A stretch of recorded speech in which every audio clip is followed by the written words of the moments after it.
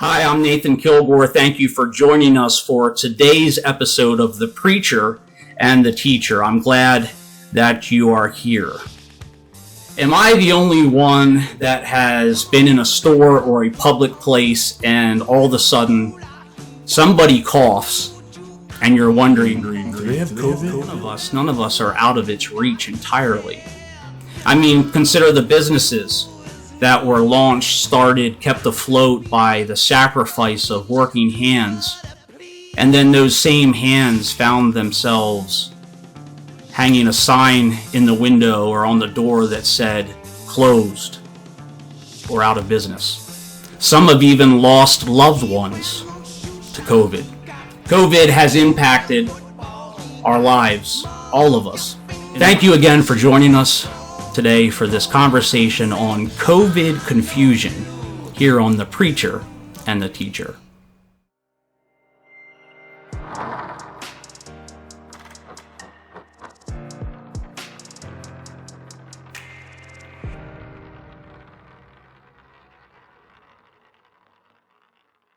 Well, hello once again. Here we are with the Preacher and the Teacher to discuss another very relative subject for today.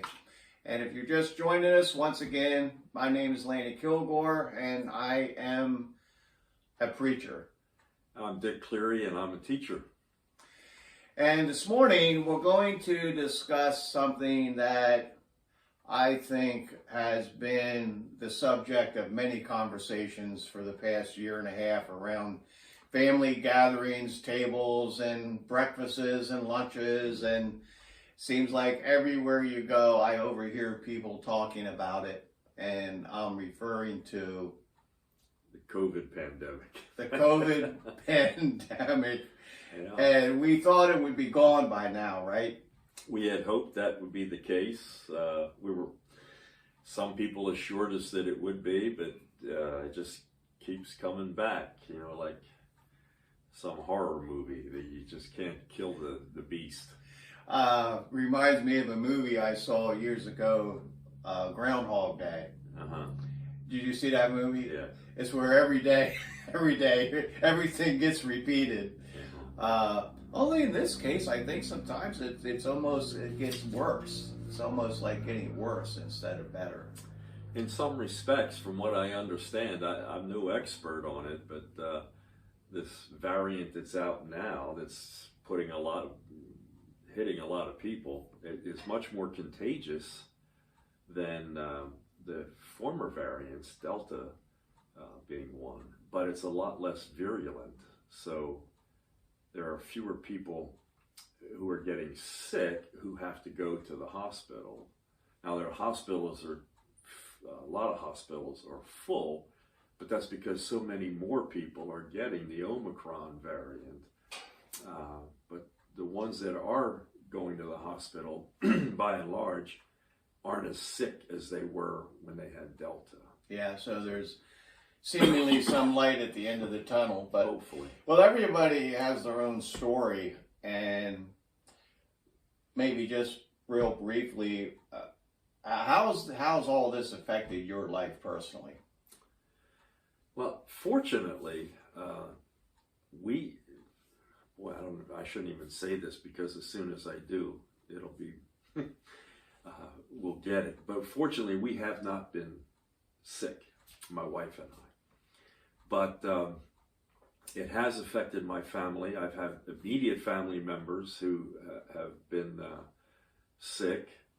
No one was sick with the COVID seriously ill.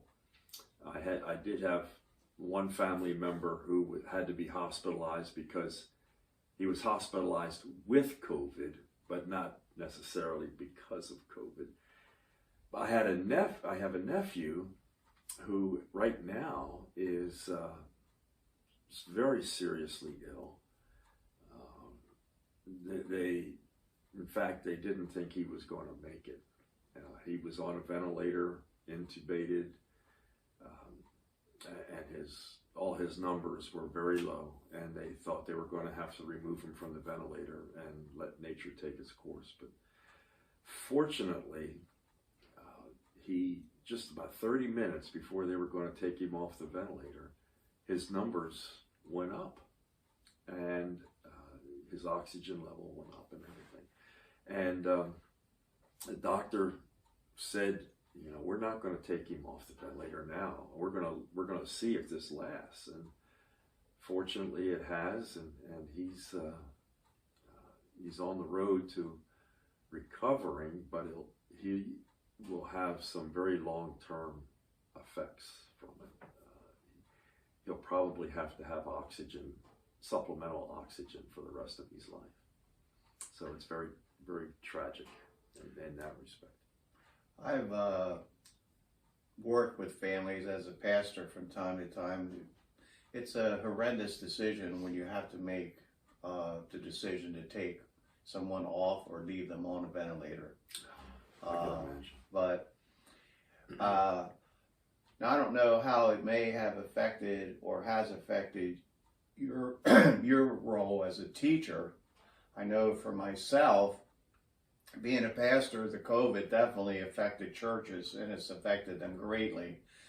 And the church where I was pastoring did shut down for several months initially, and then we met outside, and then we met back inside, and proceeded somewhat normal. But it affected churches also in the number of people that were attending. And it's interrupted our life too, as far as travel plans are concerned. We canceled several, and still are canceling anticipated plans to travel. Did it affect your teaching schedule, or? Well, it didn't affect the schedule, but it does affect your approach. We had during the height of the pandemic, the one school I teach at would have classes where the students, you had a cohort, half the class was in person and the other half was remote, so they're tuning in via Zoom, but that's no way to learn. You know, there's so many distractions. You're in your bedroom watching this on the computer, watching the class on the computer, and you've got another computer where you're playing games and checking your email and your texts and everything. And I just think I'm afraid, especially for secondary school kids and elementary school kids, I'm afraid that their education, they've lost a year or more of education. Or more. Yeah. And we have the same thing with church, where people are going to church now virtual, and they're sitting there in their pajamas, and you know, unlike church, if you don't like the sermon halfway in, you just turn it off. You get up and walk out, you know, and you visit all these different churches. It really has radically changed the way that we did certain things that were so stable for so long, including education and church. It's just completely, radically shifted, and still is adjusting to all this, especially the schools now. I heard on the news this morning, students are beginning to protest. They're not going to class. They're picketing in front of the school to not wear masks. Parents are in uproars, and it seems like every one of our major institutions have been radically affected by this COVID, and not just ours in the States, but across the board, around the world. Yeah, well, the supply chain problems are largely due to COVID. You know, you have people that are sick and can't work, and that affects how rapidly goods get transported to stores and whatnot. So a big factor also in this COVID is, well, several things we can talk about in the limited time we have, but one of them is this controversy over wearing masks or not wearing masks. And it seems like I've read a couple and saw a couple podcasts how it's divided families and what have you. So well, I don't know how much of our personal experience we want to share, but What's your thoughts about wearing masks, and why has the wearing masks become such a political divide in families and in our country? I wish I knew the answer to that, Lanny. It just strikes me as so over the top how families have become divided over this. You know, it just seems to me that we should be able to make our own decisions about this. Now, I think, you know, a year ago when stores had signs up saying that you have to have a mask on, okay, you know, I was fine with that. Wear a mask, even though the evidence was starting to come out, the data was starting to come out, that most masks don't do anything to prevent the transmission or contraction of COVID. But, okay, so they you know, I still have to wear a mask at one of the schools I teach at. Everybody has to be masked in the building. Fine, that's fine. But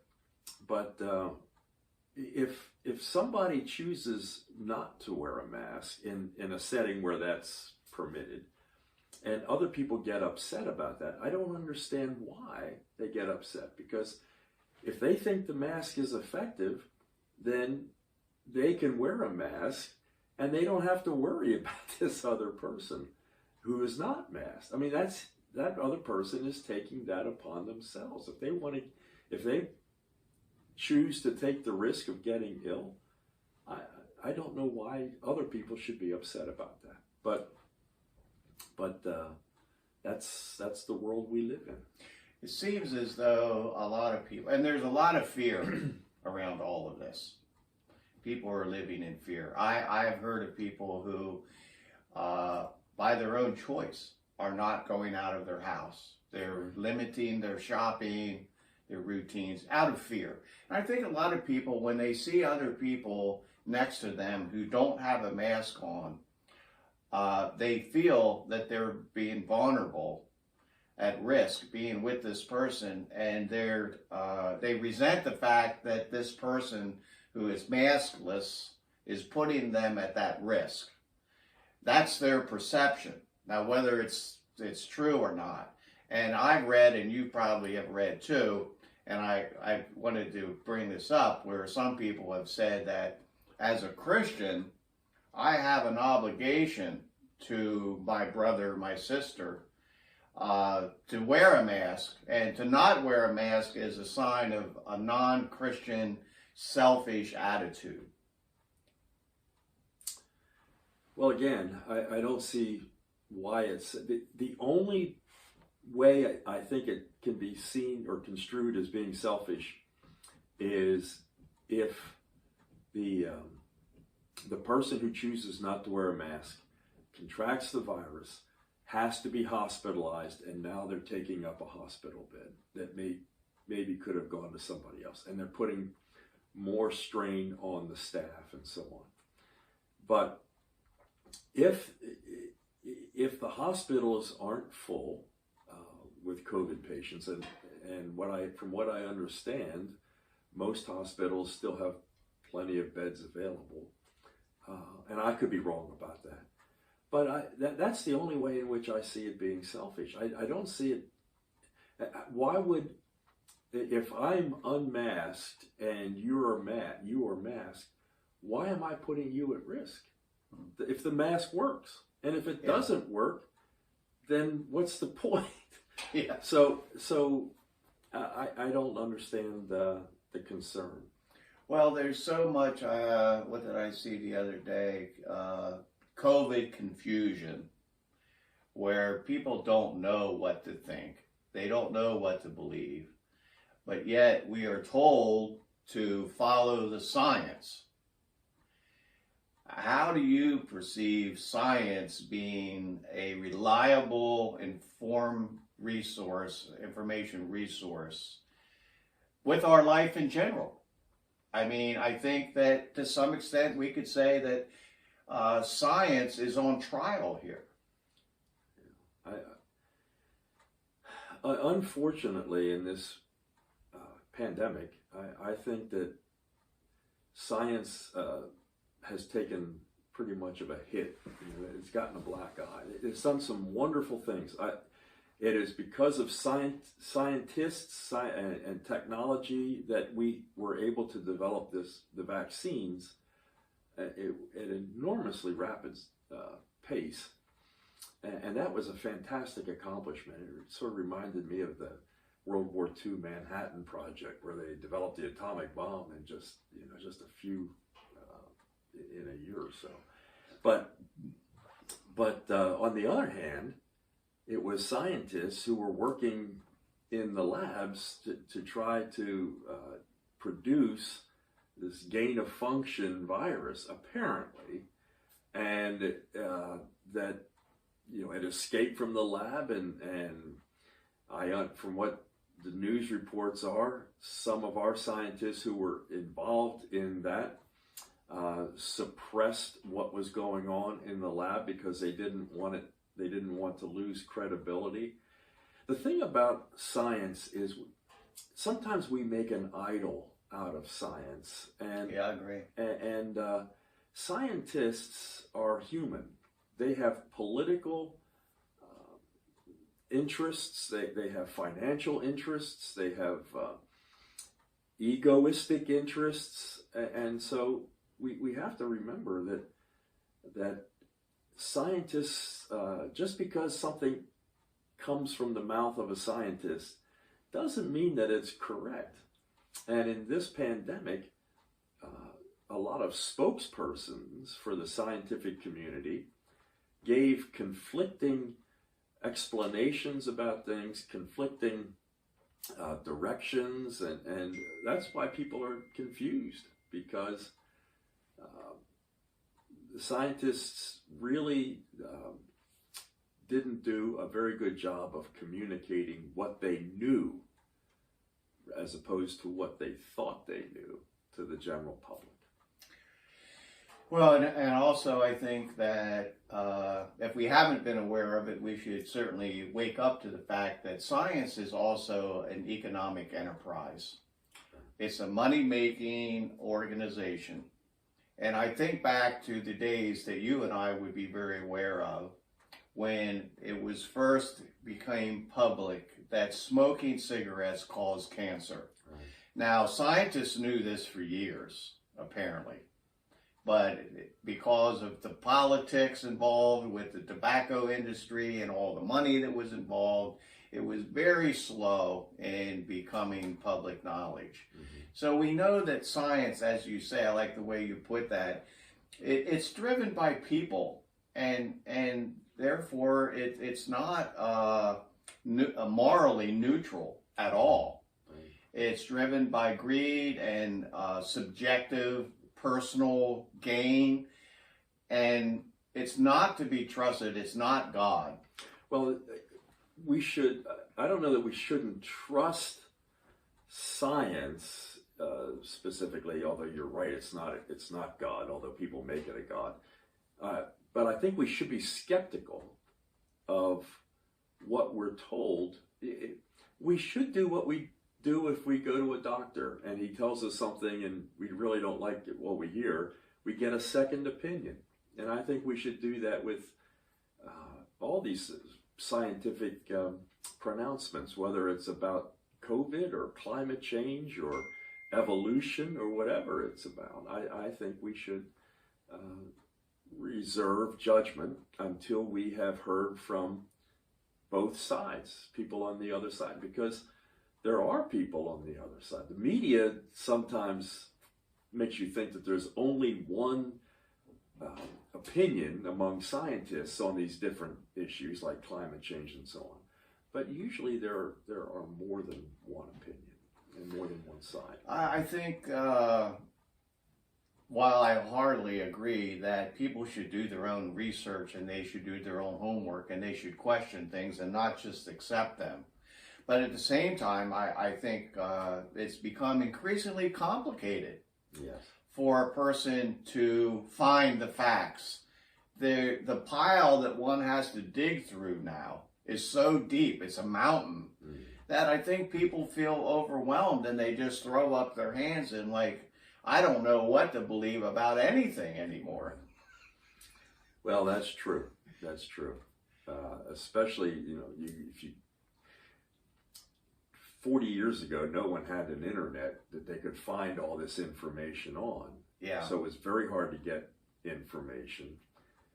But now it's easy to get information, but like you say, you have to wade through so much of it.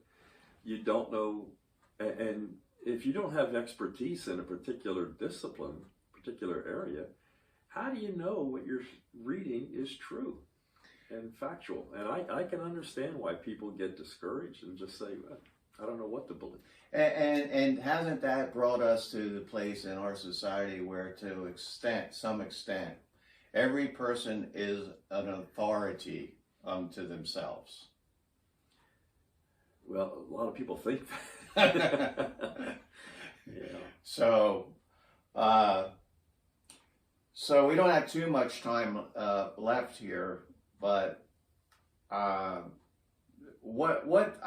everybody, a lot of people have commented on this. What do you see here in our current state of being as possibly approximating what the Bible portrays as the end times, when things eventually will all blow up, so to speak? Well, I'm reluctant to draw conclusions about biblical prophecy because, again, you've got lots of people on all sides of how to interpret different prophecies.